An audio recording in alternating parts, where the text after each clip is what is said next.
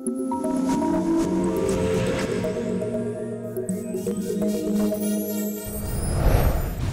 juga lagi ramai juga Rus, tentang viral yang jenazah yang dijemput paksa di daerah Bekasi dan Apa? karena yang jenazah dijemput paksa oleh keluarganya di daerah Bekasi karena keluarga tidak terima kalau jenazahnya terkena COVID. Nah ini melihat tentang hal ini gimana Daus melihatnya? Ya karena kalau Daus ya sekarang gini, apa ya, Daus susah juga menceritakan atau menjelaskan karena masing-masing punya apa ya, punya urusannya. Iya. Kalau si keluarga mungkin urusannya ini kan keluarga gua, istilah kasarnya.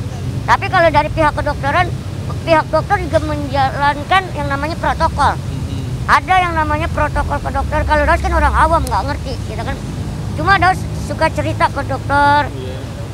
Kemarin kan Daus juga ngambil YouTube, ngambil YouTube di rumah sakit di daerah Bekasi dan teman-teman Daus itu di situ sebagai karyawan.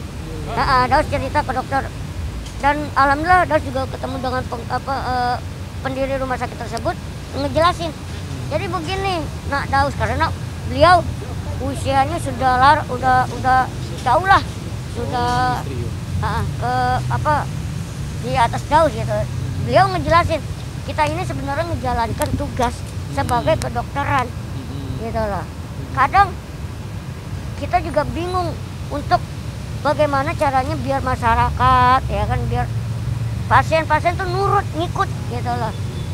Kita juga bingung, akhirnya mereka bikin terserahlah Indonesia ya, itu karena mungkin sudah titik jenuh.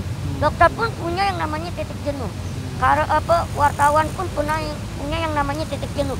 Begitu juga masyarakat, public figure semuanya punya yang namanya titik jenuh. Mungkin ini bodo amat gitu kan. Lah ini keluarga gua, emak gua, bapak gua, istilah kasarnya begitu kan. Masa gua nginiin, kalau kita ngikutin protokol begini-gini susah, nggak ketemu.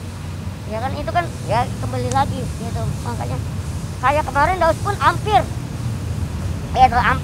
ngalamin hal seperti itu. Ya, iya, karena kan Daus juga baru kehilangan ayah. Tapi alhamdulillah tetangga di rumah, orang tua, mama gitu kan paham gitu.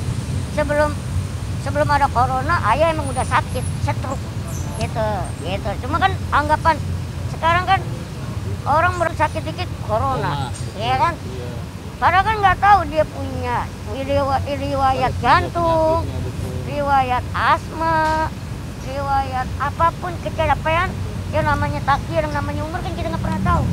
Geletak di jalan udah di asumsinya corona, ya kan? Ataupun sebagainya. Ya ini karena dokter pun akhirnya hanya menjalankan protokol itu aja. Gitu. Pemerintah semuanya menjalankan agar tidak ada korban aja sih kalau Daus menilai seperti itu. Ya, makanya kita tetap ikutin aja lah.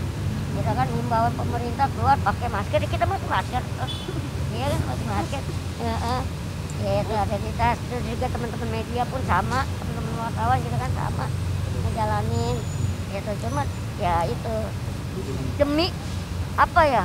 Buat kita bersama, bukan kebutuhan buat dokter. Enggak, dokter kata istilah kasar, aku juga dokter, biarin aja, lu sudah jatuh nih. Enggak juga, enggak seperti itu gitu. Justru ini dokter sayang sama kita gitu. Tetap kita harus ikutin prosedur kesehatan, protokol kesehatan pemerintah gitu. Jangan yang istilahnya gimana, jangan. Mau semua emang di tangan Allah. Kalau kita nggak ada ikhtiar, nggak ada usahanya, ya kan kita mungkin ya harapannya kan kita semua biar kita sehat, normal kembali. Ya, kan ada negara mana tuh ya kan udah kembali normal ya kan, udah new normal, tiba-tiba ada lagi berjatuhan korban. Gelombang kedua, ya. Nah, gelombang kedua. Nah, jangan sampai ya kan negara kita ini seperti itu, gitu, seperti negara yang ada di sana. Gitu, jangan gitu. Pokoknya ikutin aja. Ya karena niatnya sih kalau Daus ya niatnya baik. Pemerintah maupun dokter niatnya baik. Biar nggak ada lagi yang jatuh kena COVID, korban COVID atau sebagainya. Gitu, yang positif maupun yang negatif. Ya syukur-syukur semua nggak ada. Negatif semua. Gitu. Bagus.